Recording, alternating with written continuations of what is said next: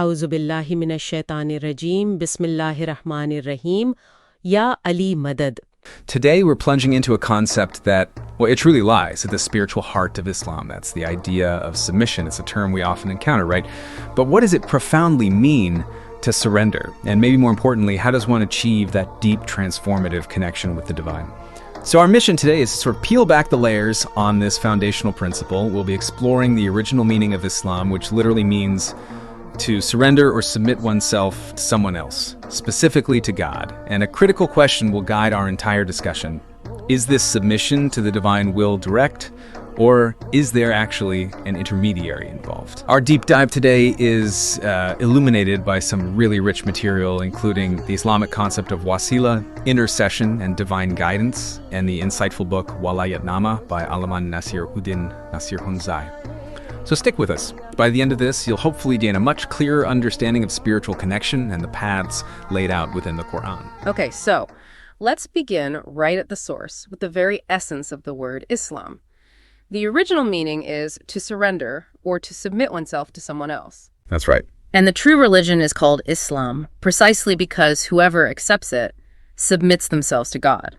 It's inherent in the name itself. And this isn't some new interpretation, is it? This foundational name for the true religion has been consistent right from the very beginning. Absolutely. The example often cited is Hazrat Ibrahim, peace be upon him. Exactly. Think about that pivotal moment when he was commanded by his Lord to submit. The Quran, in chapter 2, verse 131, captures it so powerfully. إِذْ قَالَ لَهُ رَبُّهُ أَسْلِمْ, which translates to, when his Lord said unto him, submit. Submit, just like that. It's not just an instruction. It feels like a profound invitation, doesn't it, to align your entire being. It really is. Now, this brings us naturally to the core question of our deep dive today.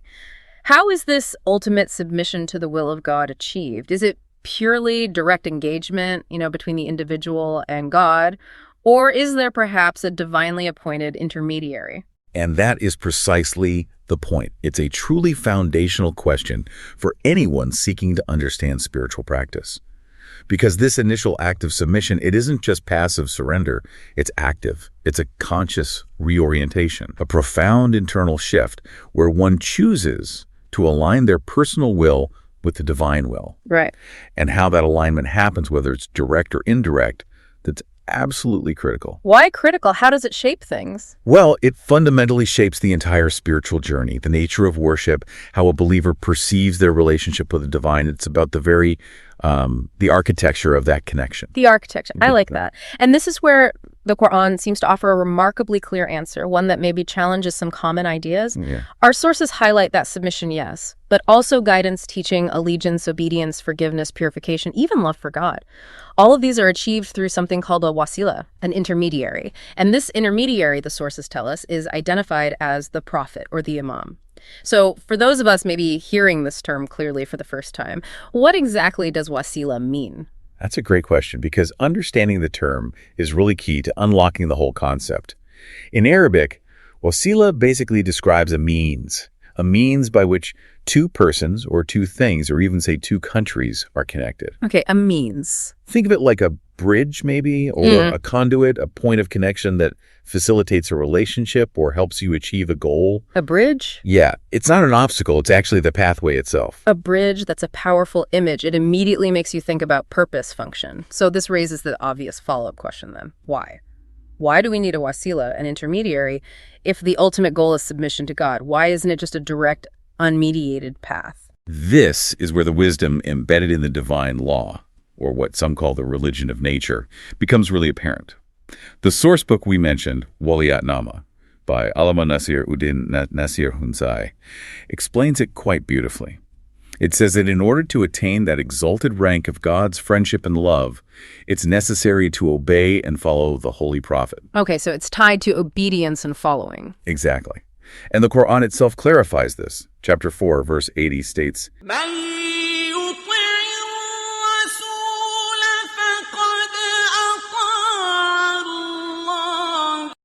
he who obeys the messenger, then surely he obeys God. Wow, that's very direct. It is. And the source suggests this isn't just a suggestion, it's presented as general rule.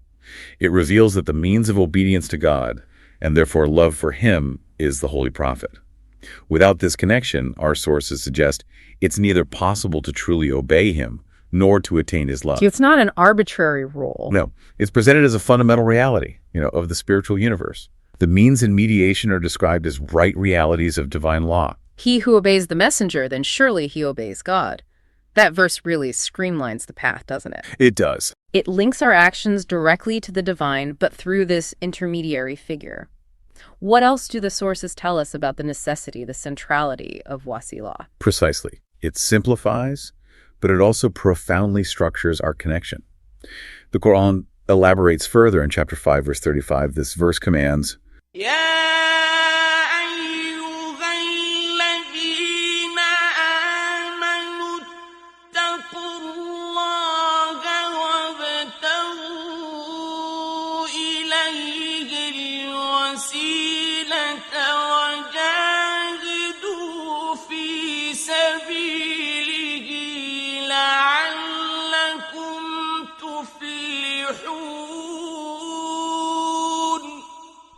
O you who believe, fear Allah, and seek the means to him, and strive hard, jahidu, in his way, that you may have success. Okay, seek the means to him. Yes. And this verse is incredibly potent, especially because of its sequence. Right, let's really break down that sequence you mentioned. It starts with rudimentary faith, then fear of God, which is taqwa, right? That deep consciousness of God. Yes, taqwa. Then comes the means, the wasilah. Right there in the middle. Followed by striving, mujahada, and then finally success in both this world and the hereafter. What does placing wasilah so centrally in that spiritual progression tell us? It's right between fearing God and striving for him. Well, it tells us wasilah isn't just an option, or an add-on. It's presented as an indispensable component right there in the fundamental sequence of spiritual ascent. Indispensable. If we connect this to the bigger picture, the sources suggest the wise can deduce from this ordering that wasilah is an extremely important principle. It appears, it comes into view both at the very beginning and at the very end of the dawat. The dawat being the mission or invitation of Islam. Exactly.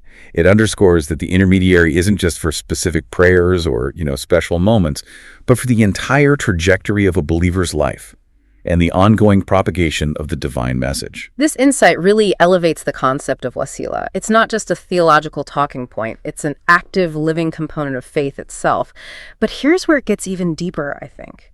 The source material reveals something quite striking.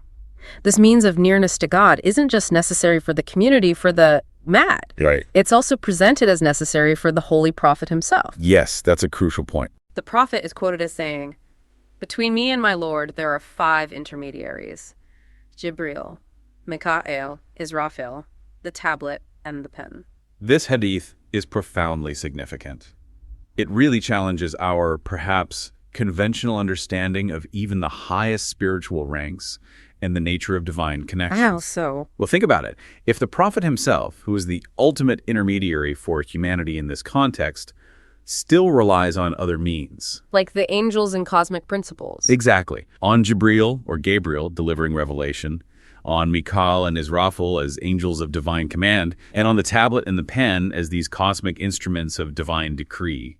If he needs means, then it becomes undeniably clear that for the rest of us, the ummat, this need for a means, an intermediary, is even more pronounced.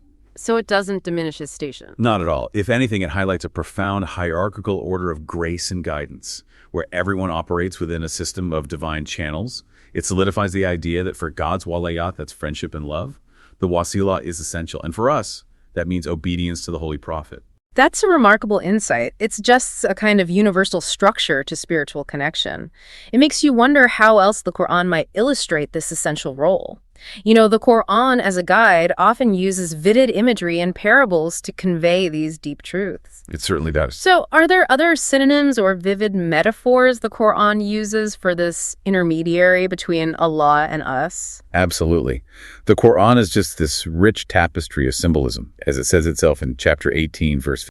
وَلَقَدْ صَرَّفْنَا فِي هَذَا الْقُرْآنِ لِلنَّاسِ مِنْ كُلِّ مَثَلٍ. And indeed, we have displayed for humankind in this Quran every kind of similitude. Every kind of similitude. So beyond the direct linguistic definitions, it gives us powerful conceptual anchors. We find synonyms like Khalifa, meaning vice-regent. The representative on earth. Exactly. Or Ulu Amr, the holders of the command, those entrusted with authority. Then there's Nur, or light. Illuminating the path. And Hadi, or guide, leading us rightly. These terms all point towards a figure embodying divine attributes and directives. Okay, those are powerful titles. But what about the parables? Do they bring wasila to life in a different way? They really do. They make it much more tangible. One of the most powerful is the Imam described as Shajara-e Taiba. The pure and holy tree. Yes. Chapter 14, verses 24-25, paints this amazing picture. See you not how Allah has explained the similitude of a pure word that? It is like a pure tree whose root is set firm and whose branch has reached into the heaven. Wow. It gives fruit always by the permission of its Lord. This isn't just a pretty image. It describes a constant, pure source of divine sustenance and unwavering guidance. Rooted firmly, reaching high, always giving fruit. Exactly. Deeply rooted, reaching towards the heavens, continually providing spiritual fruit. The intermediary here is that ever-giving, unshakable source. That's a beautiful metaphor, a constant stream of spiritual nourishment. What other parables help us grasp this concept of wasila? Another crucial one is Nur, light. We mentioned Nur as a synonym. Right, but it's also used parabolically. Chapter 5, verse 15 says, Indeed, there has come to you from God and then you are light and a manifest book. And chapter 33, verse 46 refers to the prophet specifically as a luminous lamp, Sirajan Munira. A luminous lamp. So the intermediary here is the source of divine illumination, cutting through darkness, through confusion, showing the true path. It's not just physical light, obviously, but intellectual and spiritual clarity. Okay. Light makes sense as guidance. What else? There's Yad Allah, the hand of God. The hand of God. How does that work? Chapter 48, verse 10 offers this profound declaration. O prophet, those who give bay'ah to you, they give bay'ah to God. God's hand is above their hands. And bay'ah is the pledge of allegiance. Exactly. It's more than just a handshake. It's a solemn oath of allegiance, loyalty, obedience, like a covenant. So for the Quran to say that God's hand is above their hands when they pledge to the prophet, that signifies a direct divine presence and authority being transmitted through this intermediary. Oh, wow. It makes that abstract concept of divine authority tangible, accessible through a human conduit. That connection is truly profound. It makes the divine accessible through a human form, in a way. It really gives a different dimension to what intermediary means. Are there any other powerful images like that, ones that resonate similarly? Indeed. We also find the powerful image of Hablillah, the rope of Allah. The rope of Allah. Mentioned in chapter 3, verse 103. Imagine, being lost at sea and finding a rope to hold on to, pulling you to safety. Okay, yeah. This symbolizes an unbreakable bond, a means of connection and collective salvation that leads to unity and guidance. It's the secure link back to the divine. Hold fast to the rope of Allah. A lifeline. Precisely. And perhaps the one most universally recognized is Sira'i Mustaqim, the straight path. Found right in the opening chapter, chapter 1, verse 5. Yes. And while we often think of it just as a concept, the sources also interpret this path as being embodied by the intermediary. Ah, so the intermediary is the path. In a sense, yes. It represents the direct, unwavering route to divine guidance and presence, guiding believers away from deviation towards righteousness. The intermediary, in this context, makes that straight path clear and, importantly, walkable for humanity. So the tree, the light, the hand, the rope, the path. What this rich tapestry of metaphors and titles really shows us is how the Quran consistently emphasizes and describes the essential role of an intermediary. It's not about replacing God, not at all. It's about making that abstract concept of divine connection tangible, relatable, and achievable for us, for humanity, guiding us towards God's friendship and love through these divinely appointed channels. It's like a holistic system of spiritual navigation. Okay. So to bring this all together then for you, our listener, we began this deep dive with that foundational meaning of Islam, profound active submission. From there, we explored this intricate concept of wasila, the intermediary. And we saw it's not just some incidental idea, but a fundamental principle explicitly presented and woven throughout the Quran and these other significant sources. We've seen that this path of connection isn't only clearly articulated, but it's also brought vividly to life through powerful synonyms like Khalifa, the vicegerent, and Nur, the light. And through these incredible parables, the pure tree, the luminous lamp, the hand of God, the rope of Allah, and the straight path. These aren't just poetic flourishes, are they? They seem integral to understanding how we actually navigate our spiritual journey. Absolutely. And if we connect all these insights to the bigger picture, understanding wasila really encourages you, to reflect deeply on the various means and guides that facilitate our own spiritual journeys. It invites us to consider the structured nature of divine guidance and the profound wisdom behind these appointed connections. Which leads, I think, to an important question for you, our listener, to ponder as we close.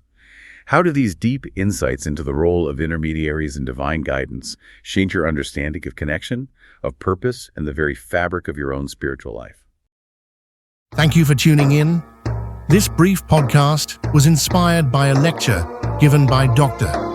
Fakir Muhammad Hunzai and Alwaiza Rashida Nur Mohammed Hunzai on January 23, 2022. For the complete lecture, please visit global-lectures.com in Core Concept Series. Stay tuned and don't forget to like and subscribe for future updates.